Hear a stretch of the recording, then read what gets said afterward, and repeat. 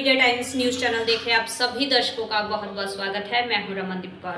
इस वक्त की बड़ी खबर आ रही है प्रयागराज से। क्या है पूरा मामला, देखने के लिए बने रहिए हमारे। प्रयागराज में बुधवार को भाजपा महिला मोर्चा ने जोरदार विरोध प्रदर्शन किया। ये प्रदर्शन प्रधानमंत्री नरेंद्र मोदी की दिवंगत मां के संदर्भ में कांग्रेस नेता राहुल गांधी की कथित अभद्र टिप्पणी को लेकर किया गया। सुभाष चौराहे पर आयोजित इस धरना प्रदर्शन में महिला मोर्चा की कार्यकर्ताओं ने हाथों में तख्तियां लेकर जमकर नारेबाजी की। राहुल गांधी मुर्दाबाद, राहुल तुम शर्म करो, राहुल माफी मांगो और मां का अपमान नहीं सहेगा हिंदुस्तान जैसे नारों से चौराहा गूंज उठा। इस मौके पर भाजपा महिला मोर्चा की काशी क्षेत्र उपाध्यक्ष अर्चना शुक्ला ने कहा कि भारत की संस्कृति में मां को सर्वोच्च स्थान दिया गया है। देश का हर जवान अपने प्राणों की आहुति मां के नाम पर देता है। ऐसे में किसी भी मंच से मां का अपमान करना या उनके नाम को राजनीतिक बहस का विषय बनाना बेहद निंदनीय है। उन्होंने कहा कि प्रयागराज, जो माता सीता की धरती है, वहां इस तरह की अभद्र टिप्पणी से हर वर्ग की भावनाएं आहत हुई हैं। अर्चना शुक्ला ने स्पष्ट किया कि भाजपा महिला मोर्चा तब तक विरोध जारी रखेगा जब तक राहुल गांधी और उनकी पार्टी सार्वजनिक रूप से माफी नहीं मांग लेते। भाजपा की पार्षद किरण जायसवाल ने भी इस मौके पर अपनी नाराजगी जाहिर की। उन्होंने कहा कि राहुल गांधी ने जिस महिला का नाम अपनी सभा में लिया है, वह सिर्फ एक सामान्य महिला थी और प्रधानमंत्री मोदी की माता थीं। उनका राजनीति से कोई सरोकार नहीं था और अब वो दिवंगत भी हो चुकी हैं।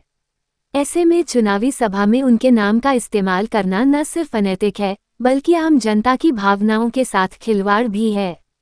किरण जायसवाल ने कहा कि आज पूरा देश आक्रोशित है और हर आम नागरिक इस टिप्पणी की निंदा कर रहा है। प्रदर्शन में महिला मोर्चा की कार्यकर्ताओं ने एक स्वर में कहा कि भारतीय संस्कृति में मां के सम्मान से बड़ा कोई मूल्य नहीं है। किसी भी सियासी बहस में व्यक्तिगत तौर पर दिवंगत महिला का नाम लेकर राजनीति करना देश की परंपरा और संस्कारों के खिलाफ है। भाजपा महिला मोर्चा ने साफ संदेश दिया कि मां का अपमान बर्दाश्त नहीं किया जाएगा और यह आंदोलन तब तक जारी रहेगा जब तक कांग्रेस और राहुल गांधी माफी नहीं मांग लेते। हम लोगों ने विरोध, धरना और बहुत आक्रोशित है हम सभी भारत के कोने कोने, हर आम जनमानस, क्योंकि उन्होंने जिस महिला के नाम को भरी सभा में मंच से उछाला है, वो महिला एक बहुत सामान्य महिला है और वो मोदी जी की माता जी है, जिनका राजनीति से, ना किसी संगठन से, ना किसी चुनाव से, ना किसी जनसभा से दूर दूर तक कोई लेना देना नहीं। वो ऐसी सादगी भरी देवी तुल्य महिला है जिन्होंने अपने विषम परिस्थिति में अपने बच्चों को अच्छी परवरिश दी और राष्ट्र की सेवा के लिए अग्रिम पंक्ति पे खड़ा किया। ऐसी देवी तुल्य माँ जो अभी इस दुनिया में नहीं है, जो देवलोक को प्यारी हो चुकी है, उनके नाम को अगर चुनावी सभा में उछाला जाएगा तो ये भारत के लोकतंत्र में किसी आम जनमानस को बर्दाश्त नहीं है। मैं दिलीप किरण जायसवाल, पार्षद मुख्य सचेतक नगर निगम प्रयागराज। हम सभी मातृशक्तियाँ, जहाँ पे माँ को देवी का दर्जा दिया जाता है और जहाँ पे माता के लिए हम सर्व सपना न्यौछावर करते हैं। हमारी सेना के जवान बॉर्डर पर अपनी जो है जान दे देते हैं इसके लिए। उस मिथिला वासियों के बीच में माँ जनक नंदिनी सीता माता की धरती पर वहाँ पर इस तरह की एक माँ के खिलाफ अभद्र भाषा का प्रयोग करना ये बहुत ही शर्मनाक है। तो हम तब तक ये धरना प्रदर्शन जारी रखेंगे जब तक राहुल गांधी और उनकी पार्टी माफी नहीं मांगे। मैं अर्चना शुक्ला, काशी क्षेत्र उपाध्यक्ष महिला मोर्चा। बाढ़ के बाद अगस्त से सिंधव के बीच डेंगू का प्रकोप बढ़ जाता है। संगम नगरी प्रयागराज में डेंगू के मरीज मिलने लगे हैं, जिसको देखते हुए स्वास्थ्य विभाग ने डेंगू से निपटने व मरीजों के उपचार की तैयारियां शुरू कर दी है। सीएमओ अरुण कुमार तिवारी ने बताया, डेंगू के मरीजों के लिए एसआरएन में एक वार्ड, जिला अस्पताल में 25 नेट वाली बेड और सीएचसी व पीएचसी में 5 बेड आरक्षित की गई है। ऑक्सीजन, मेडिसिन और टेस्ट की सारी व्यवस्था है। सभी दवाओं के साथ प्लेटलेट की व्यवस्था भी की गई है। सीएमओ प्रयागराज का कहना था कि अपने आसपास गंदा पानी इकट्ठा होने ना दें और फुल स्लीव के कपड़े पहने। बताते चले, बाढ़ के बाद अगस्त से सिंधव के बीच डेंगू के मच्छरों का प्रकोप बढ़ जाता है, जिसको देखते हुए स्वास्थ्य विभाग ने डेंगू से निपटने के लिए पूरी तैयारियां कर ली है। क्योंकि इस मौसम में अधिकतर कूलरों में ठहरे हुए साफ पानी में डेंगू का मच्छर पनपता जाता है, जिससे कहीं न कहीं डेंगू होने के आसार भी काफी बढ़ जाता है। बाढ़ जब नीचे जाती है तो कहीं कहीं वाटर लॉगिंग हो जाती है, मतलब जल भराव हो जाता है। तो इसके लिए क्या व्यवस्था की गई है? और क्या इसके लिए कोई तैयारी की गई है? बाढ़ के बाद अगस्त से सिंधव के बीच डेंगू के मरीज मिलने लगे हैं, जिसको देखते हुए स्वास्थ्य विभाग ने डेंगू से निपटने व मरीजों के उपचार की तैयारियां शुरू कर दी है। उस जल भराव को हमें हटाना है। और अगर ऐसी स्थिति आती है तो नहीं हट सकता है तो उसमें कुछ ऐसी चीज़ें जानी जाती है जिससे मच्छर लगता है। तो ऐसी स्थिति में हमारे नगर निगम चले जाता है और नगर निगम द्वारा ये कार्य कराया जाता है। कभी कोई स्थिति भी जैसे बुखार से पीड़ित व्यक्ति मिला तो उसको हम लोग जो है ट्रीटमेंट करते हैं, उसकी जाँच करते हैं। उसके लिए हमारे पास सारी सुविधाएं उपलब्ध हैं, जाँच की और दवाई। अभी तक सिर्फ 22 केस मिले और हमारे स्वरूप वाले हॉस्पिटल में एक महिला आरक्षित है तथा सभी जिला चिकित्सालयों में 25 बेड आरक्षित कराए गए। हमारे सभी CHC को 5-5 तक बेड आरक्षित किया गया।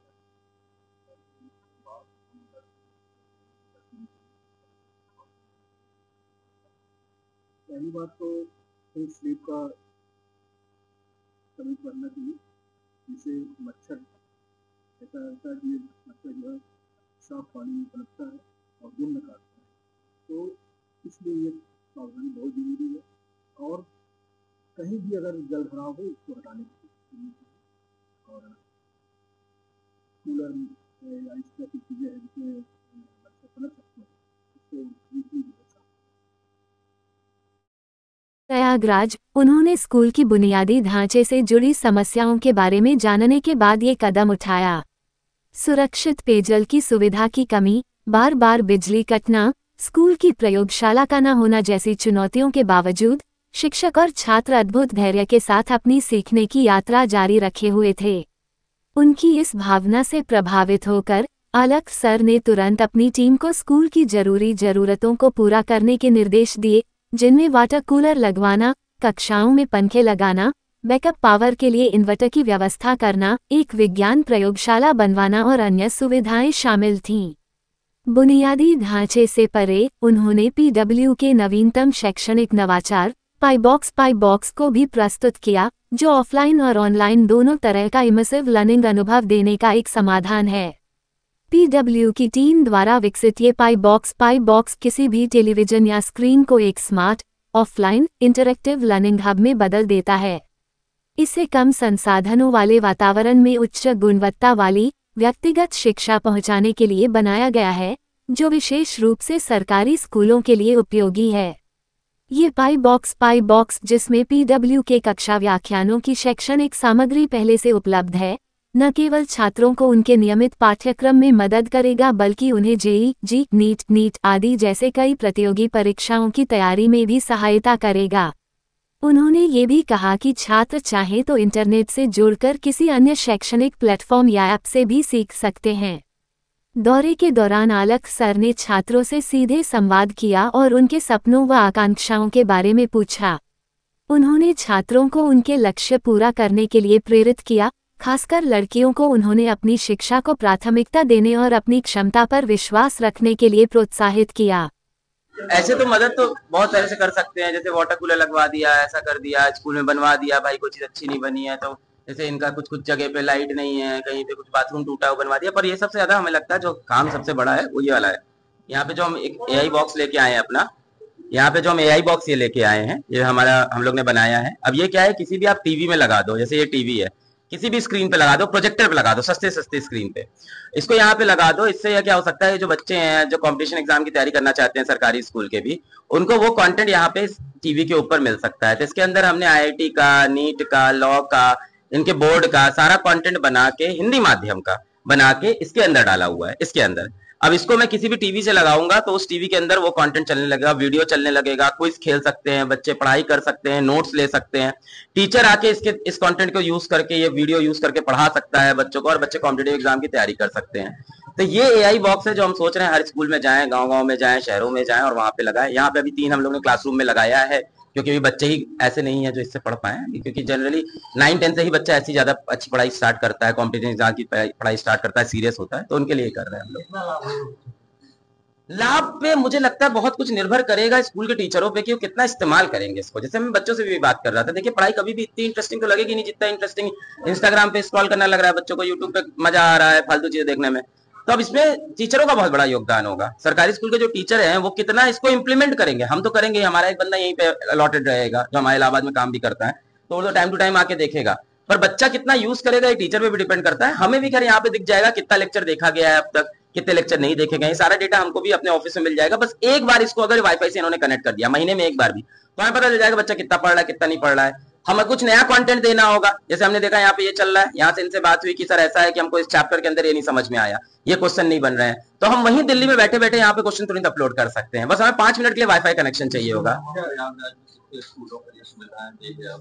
जितने स्कूल में दे सकेंगे उतने स्कूल में देंगे। अभी तो पहले स्कूल से शुरुआत की है और जितने स्कूल तैयार होंगे जहां तक हम पहुंच पाएंगे सब तक जाएंगे। आज CMP डिग्री कॉलेज के छात्रों के साथ इलाहाबाद केंद्रीय विश्वविद्यालय का संगठक महाविद्यालय CMP डिग्री कॉलेज के द्वितीय द्वार के ठीक सामने लगभग 20 मीटर की दूरी पर एक कॉम्पोजिट शराब की दुकान स्थापित की गई है। इस दुकान के खुलने से कॉलेज में पढ़ाई कर रहे छात्रों और विशेष रूप से छात्राओं के लिए असुरक्षा की स्थिति उत्पन्न हो रही है, जिसको लेकर जिला अधिकारी महोदय को विस्तृत ज्ञापन सौंपा गया। छात्र नेता सद्दाम अंसारी कॉमरेड ने पत्रकारों से संवाद के दौरान कहा कि शराब की दुकान के निकट होने से छात्राओं को मानसिक और शारीरिक सुरक्षा का खतरा उत्पन्न हो रहा है। शराब के प्रभाव में लोग असामाजिक गतिविधियां करते हैं, जिससे कॉलेज में पढ़ाई करने वाली छात्राओं को असुरक्षित महसूस हो रहा है। शराब की दुकान के कारण उत्पन्न होने वाली प्रमुख समस्या एवं सुप्रीम कोर्ट के निर्देश व विद्यालय अधिनियम के उल्लंघन पर भी ज्ञापन के माध्यम से जिला अधिकारी महोदय को अवगत कराया गया। मुख्य बिंदु निम्नलिखित है। अशोभनीय स्थिति कॉलेज के पास शराब की दुकान का होना सामाजिक दृष्टिकोण से भी अशोभनीय है। ये शिक्षा के उद्देश्य और छात्रों के मानसिक विकास में बाधा डालता है। नशे की प्रवृत्तियां शराब की दुकान के पास नशे की प्रवृत्तियां बढ़ने का खतरा रहता है, जो छात्रों के बीच नशे की आदतें पैदा कर सकती हैं, जिससे उनकी शिक्षा और जीवन दोनों प्रभावित हो सकते हैं। कानूनी दृष्टिकोण। सुप्रीम कोर्ट का आदेश। सुप्रीम कोर्ट ने अपने कई निर्णयों में ये स्पष्ट किया है कि शिक्षा संस्थानों के पास नशे के उत्पादों का बिक्री केंद्र स्थापित करना, खासकर ऐसे स्थानों पर जहां छात्र छात्राएं रहते हैं, एक गंभीर अपराध है। संदर्भ के वर्मा वीज यूनियन ऑफ इंडिया के फैसले में सुप्रीम कोर्ट ने शिक्षा संस्थानों के आसपास शराब की दुकानों के खिलाफ निर्देश दिए हैं। विद्यालय अधिनियम 1986 इस कानून के तहत शिक्षा संस्थानों को नशे से मुक्त वातावरण सुनिश्चित करना अनिवार्य है। शराब की दुकान के पास होने से छात्रों के अध्ययन और विकास पर प्रतिकूल प्रभाव पड़ सकता है, जो इस अधिनियम के उल्लंघन के समान है। कार्यक्रम में मुख्य रूप से उपस्थित मृदुल द्विवेदी छात्र नेता, शिव केसरवानी जिला अध्यक्ष एससीज, मोहम्मद राशिद पूर्व उपाध्यक्ष CMP, ब्रजेश यादव छात्र नेता, राहुल यादव अधिवक्ता, शिवम उपाध्याय, नीरज कुमार, विशाल सोनकर, मंतोष, आकाश, विनीत, अमित उपाध्याय, रौनक किस्वानी, हरिशंकर, के चंदेल आदि मौजूद थे। शिक्षा संस्थानों के आसपास शराब की दुकानों के खिलाफ निर्देश दिए हैं। विद्यालय अधिनियम के भी उल्लंघन कर रहा है वो शराब का दुकान 1986। इस कानून के तहत शिक्षा संस्थानों के नशे से मुक्त वातावरण सुनिश्चित करना अनिवार्य है। शराब की दुकान के पास होने से छात्रों का अध्ययन और विकास पर प्रतिकूल प्रभाव पड़ सकता है, जो अधिनियम के उल्लंघन के समान है। अनुरोध है, इस गंभीर मुद्दे को ध्यान में रखते हुए हम आपसे निवेदन करते हैं कि आप इस शराब की दुकान को बंद कराने और स्थानांतरित कराने के लिए तत्काल आवश्यक कदम उठाएं। इसके अलावा कॉलेज परिसर के पास नशे के उत्पाद की बिक्री पर रोक लगाने के लिए एक ठोस नीति बनाए, ताकि छात्रों का मानसिक और शारीरिक विकास सुरक्षित हो सके। आशा है कि आप इस ज्ञापन को गंभीरता से लेंगे और शीघ्र ही कार्रवाई करेंगे। देश दुनिया की खबरों के लिए world media times news channel को सब्सक्राइब करें।